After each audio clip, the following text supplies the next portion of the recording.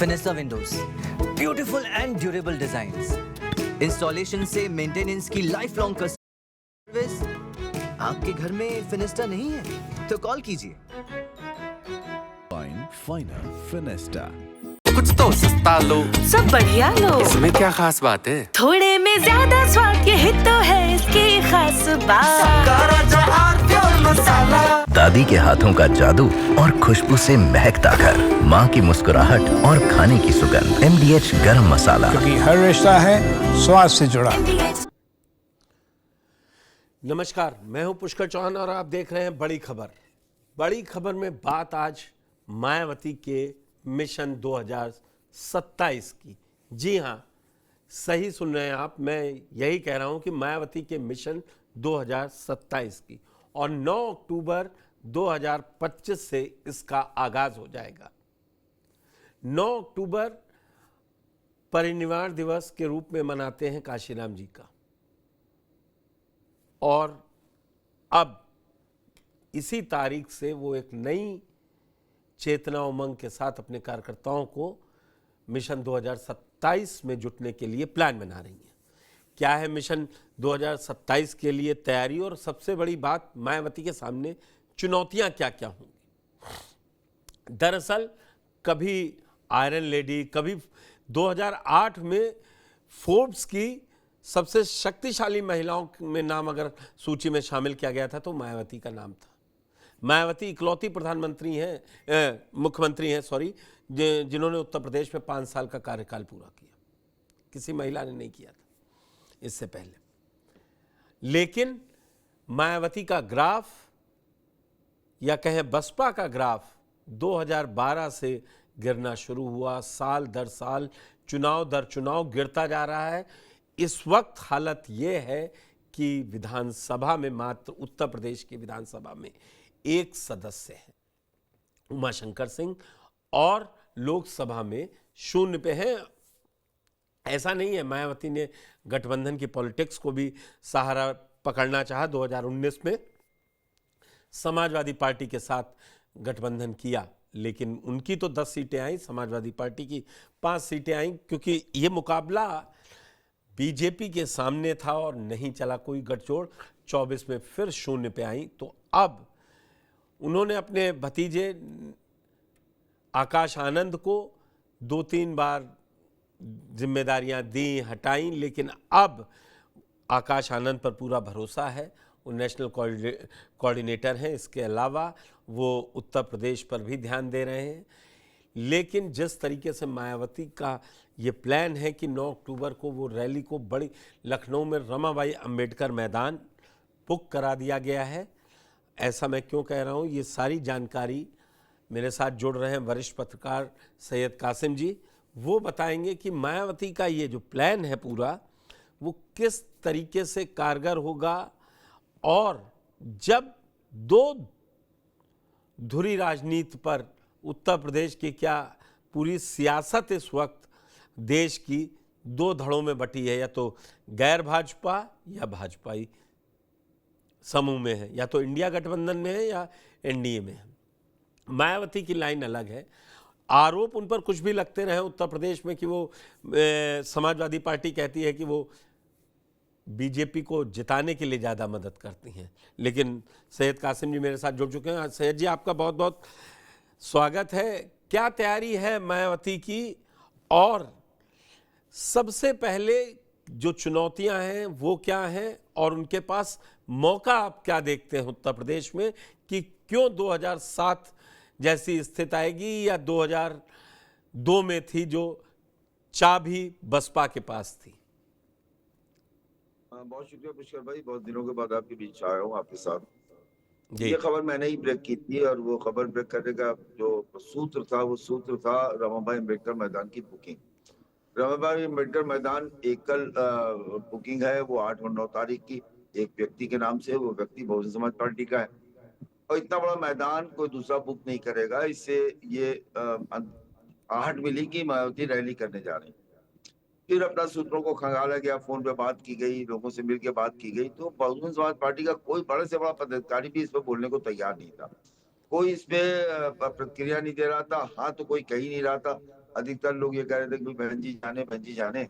लेकिन अंततः अब पार्टी के अंदर से भी बात निकल के आने लगी है कि हाँ मायावती एक बड़ी बैठक करने वाली है, जो 4 तारीख से पहले किसी भी दिन हो सकती है। 31 को हो जाए, 1 को हो जाए, 2 को हो जाए, और उस बैठक में इस रैली की जो है घोषणा होगी। देखिए मायावती और बहुजन समाज के लोगों की जरूरत रैली है। तो मायावती ने ये रैली एक जमाने से नहीं की है। तकरीबन 10 साल हो गए। 10 साल पहले मायावती ने रैली की थी, उसके बाद से कोई रैली हुई नहीं। और रमाबाई अम्बेडकर मैदान पे रैली हुए तो 15 साल के करीब हो रहा है। रमाबाई अम्बेडकर मैदान एक बहुत बड़ा मैदान है। लखनऊ में बताया जाता है 10 लाख की कैपेसिटी का मैदान है, और 10 लाख की कैपेसिटी के इस मैदान में 2014 में एक रैली प्रधानमंत्री मोदी जब चुनाव लड़ रहे थे तो उन्होंने की थी, और उसमें भी आधी मैदान में जनता मतलब लोगों के बैठने की व्यवस्था थी, और आधे में पार्किंग रखी गई।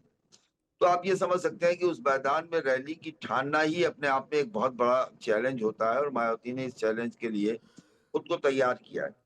दिक्कतें बहुत हैं। दिक्कत सबसे बड़ी ये है कि रैली में लोगों को आने के लिए साधन की व्यवस्था करना। आने वालों की उनके पास कमी नहीं है। मायावती उत्तर प्रदेश की इकलौती नेता है जो अपने नाम पे लाखों लोगों को इकट्ठा कर सकती है, और हम लोगों ने देखा भी है। 2002 में भी देखा है, 7 में भी देखा है, पहले में देखा गया है कि उन्होंने जब चाहे लखनऊ के जिस मैदान को चाहे भरा है।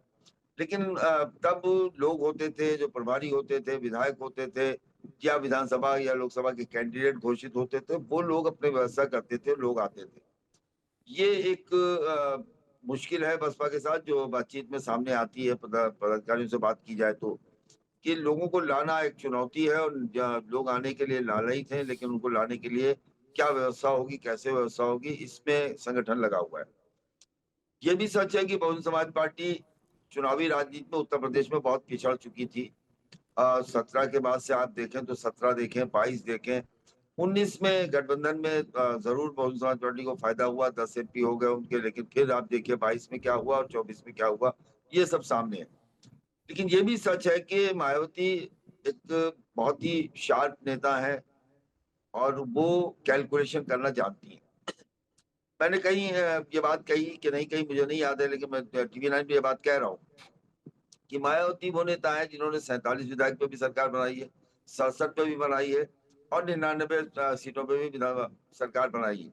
4.5 महीने चली हो, 6 महीने चली हो, 15 महीने 22 दिन चली हो, लेकिन 3 बार उन्होंने सरकार कम विधायकों की संख्या में भी बना दी। नहीं वही तो एक उत्तर प्रदेश की राजनीति में एक चीज ऐसी है, मैं वही पूछ रहा हूं कि ताकत 2002 वाली पाने की है या 2007 जैसी पाने की है, ये कोई डाउट नहीं कर रहा है। दिलचस्प सवाल है आपका भाई, बहुत दिलचस्प सवाल है।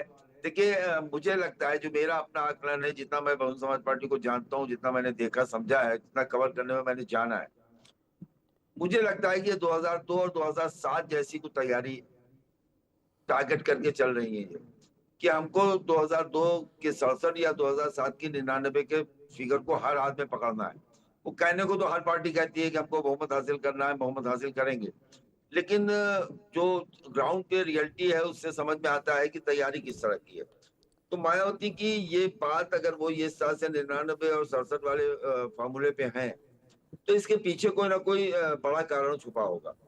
दिल्ली और लखनऊ के संबंधों को देखने के बाद, और दिल्ली के लखनऊ के जो मामलात हैं उसको देखने और समझने के बाद, ये अंदाजा लगाया जाता है कि दिल्ली उत्तर प्रदेश में अगर बहुत ज्यादा उत्सुक नहीं है उत्तर प्रदेश की लीडरशिप के साथ, बहुत ज्यादा वो उनके साथ अपने आप को सुलभ नहीं पाता है, तो हो सकता है कि उनके दिमाग में भी कोई चीज होगी। दिल्ली और लखनऊ का जो मामला है, अगर बहुमत नहीं आता है, बहुमत अटकता है, तो इसका कहीं ना कहीं फायदा लिया जा सकता है, चाहे वो इंडिया गठबंधन के लोग उनके पास आए, और या भारतीय जनता पार्टी NDA के लोग उनके पास आए कि चलिए आप मुख्यमंत्री बन जाइए, हमारा आपको साथ है। ये एक ऐसी चीज है जो मुझे लगता है कि मायावती के दिमाग में चल रही है।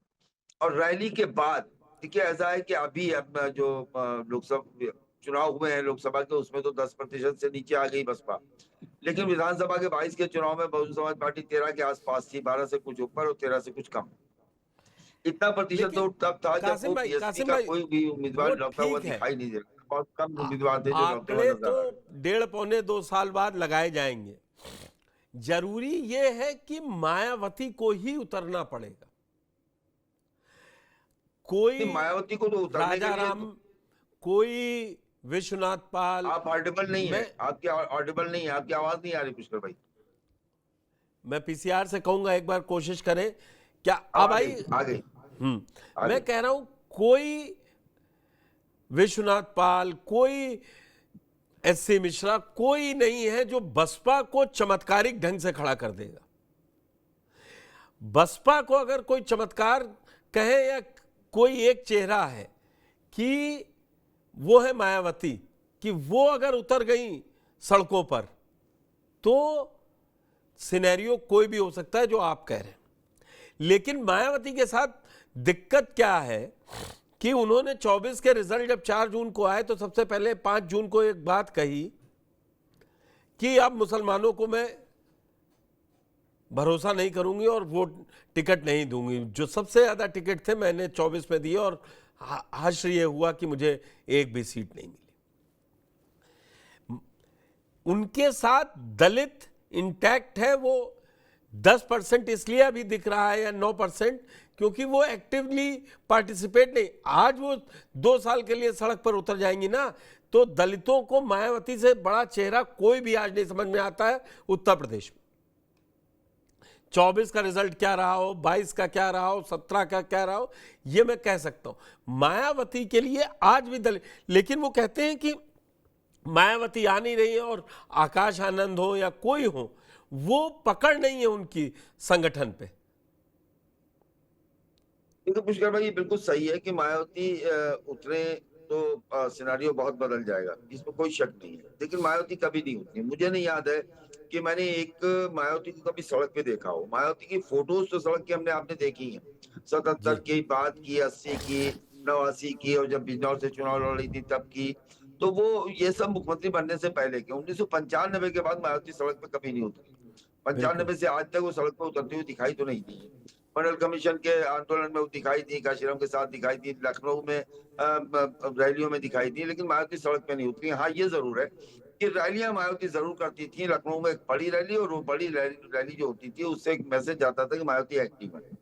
अब वो 9 अक्टूबर को रैली की तैयारी जो है उसके बाद ये भी सही है कि वो सतीश चंद्र मिश्रा हो, विश्वनाथ पाल हो, इंदु चौधरी हो, घनश्याम खरवार हो, या मुमताज अली हो, नौशाद अली हो, कोई भी हो, उनकी अपनी विधानसभा में उतनी हैसियत नहीं कि अपनी विधानसभा को वो मोबिलाइज कर सके। हाँ, संगठन में इन लोग जरूर ताकत लगाते हैं, और संगठन में पिछले मई के बाद से लोगों ने खूब कोशिश भी की है। और बूथ की कमेटियां, जो काशीराम के जमाने का सपना हुआ करता था, वो बूथ की कमेटियों का गठन इन्होंने किया है, कामयाबी के साथ किया है।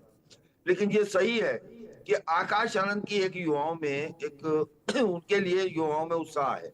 आकाश आनंद को युवा पसंद करते हैं, उनको चाहते हैं कि आकाश हमारे बीच में आए। आपने लोकसभा में देखा, जब लोकसभा 24 के चुनाव में आकाश निकले थे, शुरू में ही निकले, बाद में पार्टी से निकाले गए, एक तरह समझ लीजिए पदों से हटाए गए, लेकिन वो असर कर रहा था।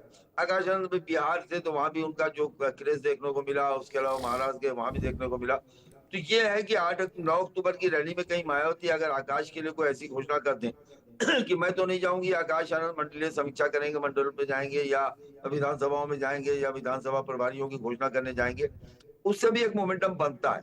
तो अगर मायावती बड़ी रैली, अपनी कामयाब रैली कर लेती हैं, आकाश आनंद को लगाती हैं, तो मैं आपसे बिल्कुल सहमत हूँ कि उनका अपना फूल वोट वो आएगा। अब बात आती है मुसलमान की। ये एक बहुत बड़ी सच्चाई है कि आज विपक्ष अगर ऑक्सीजन पे है, जिंदा नजर आ रहा है, तो उसकी वजह मुस्लिम वोटर है। वो बंगाल में ममता हो, या बिहार में लालू तेजस्वी हो, या क्या कहते हैं अरविंद केजरीवाल हो, या उत्तर प्रदेश में अखिलेश यादव हो, या दूसरे राज्यों में कर्नाटक और तेलंगाना में कांग्रेस की सरकार है।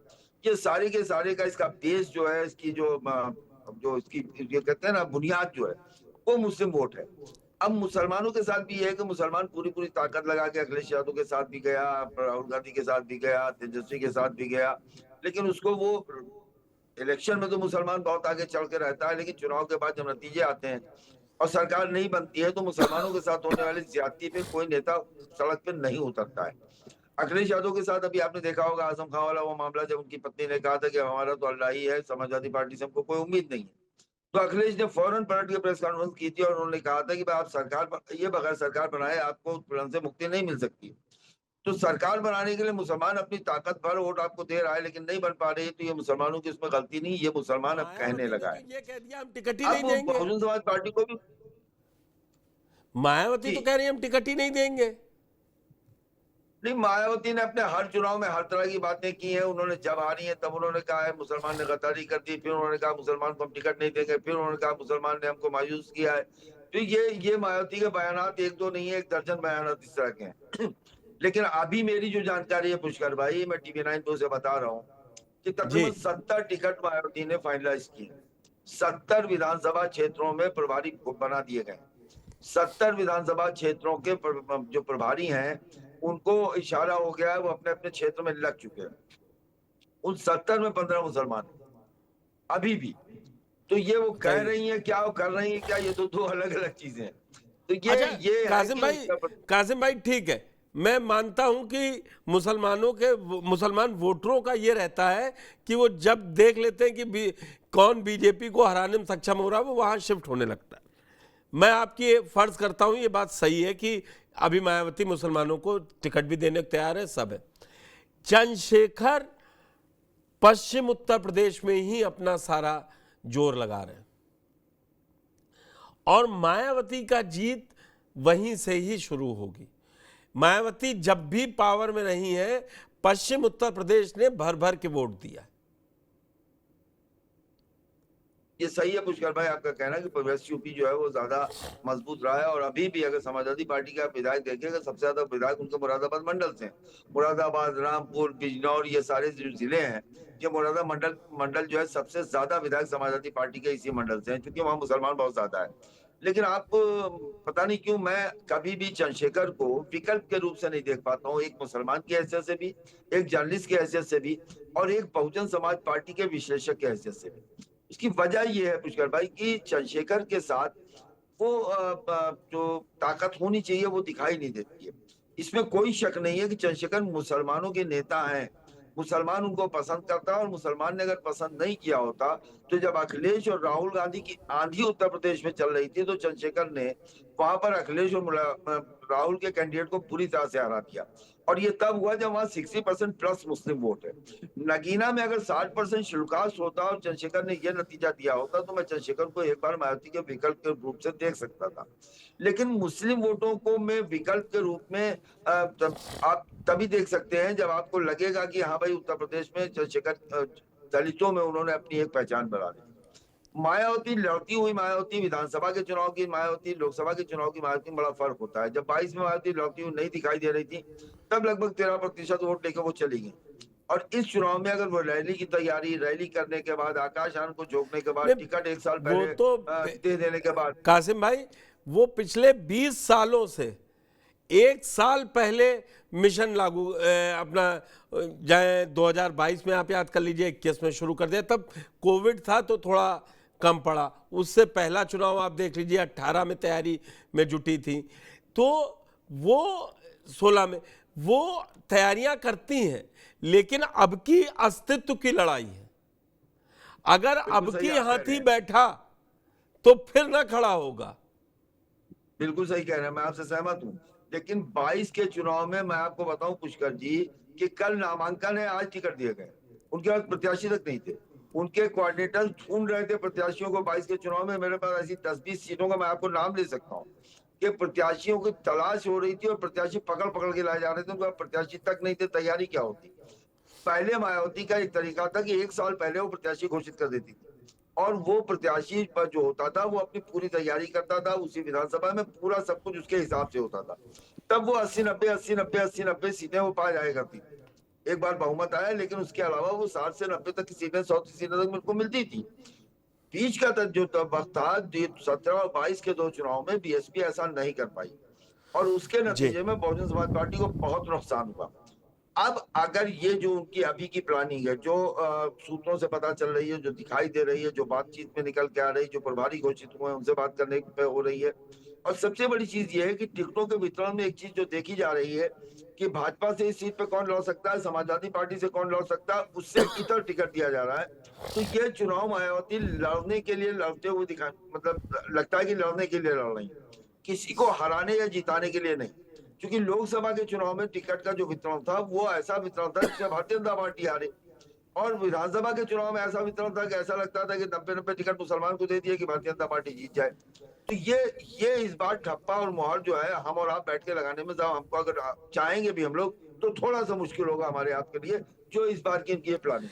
चलिए कासिम जी, 9 अक्टूबर को अगर मायावती बड़े ऐलान करती हैं और वो उतरती हैं सड़कों पर भी, तो वो क्योंकि ये लगातार तीसरी बार बीजेपी को उत्तर प्रदेश में बहुमत लाना होगा, एक जनता में भी एंटी इनकम्बेंसी होगी, क्योंकि हर बार 14 की जीत का सुरूर रहता था, 19 की जीत का सुरूर रहता था जो चुनाव आते थे। अब की 24 की जीत का सुरूर नहीं होगा, बीजेपी भी सचेत होगी, और 24 में जितना दलित मूव किया है समाजवादी पार्टी या इंडिया गठबंधन में, वैसा ही वो वहां रहेगा, ये कहना मुश्किल है। तो मायावती का मास्टर स्ट्रोक भी हो सकता है कि अब दलितों को समझ में आ गया है कि बीजेपी ने नहीं दिया है और इंडिया गठबंधन कुछ कर नहीं पाया है, तो क्या मायावती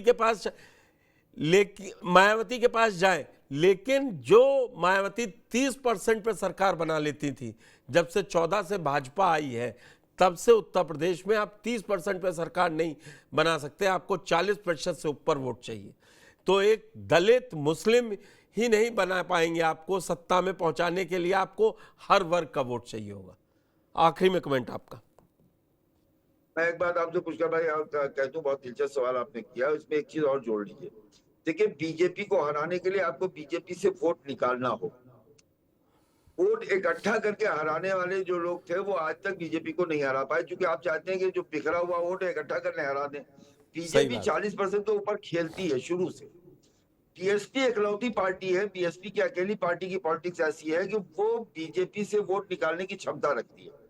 ओबीसी निकाल सकती है, ब्राह्मण निकाल सकती है, और दूसरे भी जो वोट है वो बीजेपी से ला सकती है, क्योंकि बीजेपी का जो वोट प्रतिशत है उसमें से घाटा अगर कोई कर सकता है तो बहुजन समाज पार्टी कर सकती है। बिल्कुल सही बात है, ये बात दुनिया जानती है। बहुजन समाज पार्टी जब बहुत मजबूती से लड़ गई है, घाटा, बड़ा घाटा बीजेपी को ही झेलना पड़ा है। कासिम भाई आप हमारे साथ जुड़े, और मैं ये कहूँगा बसपा को जितना अच्छा आप उत्तर प्रदेश में समझते हैं, शायद ही कोई और लोग होंगे हमारे साथ जुड़े, और आपने बिल्कुल एनालिसिस रखी, उसके लिए बहुत बहुत धन्यवाद। तो अब 9 अक्टूबर को मायावती क्या करती हैं, ये कयास है कि वो अगर ऐसा करेंगी तो ये होगा। और भी पार्टियां चुनाव लड़ रही हैं, और इस समय चुनावी राजनीति 2 धुरी में बटी हुई, उसमें मायावती कैसे त्रिकोणी करेंगी, ये भी एक बड़ी बड़ी बात है। Finesta windows, beautiful and durable designs, installation से मेंटेनेंस की लाइफ लॉन्ग सर्विस। आपके घर में फिनिस्टा नहीं है तो कॉल कीजिए। Final Finesta. कुछ तो सस्ता लो, सब बढ़िया लो, इसमें क्या खास बात है। थोड़े में ज्यादा स्वाद, यही तो है इसकी खास बात। दादी के हाथों का जादू और खुशबू से महकता घर, माँ की मुस्कुराहट और खाने की सुगंध। MDH गरम मसाला, क्योंकि हर रिश्ता है स्वाद से जुड़ा।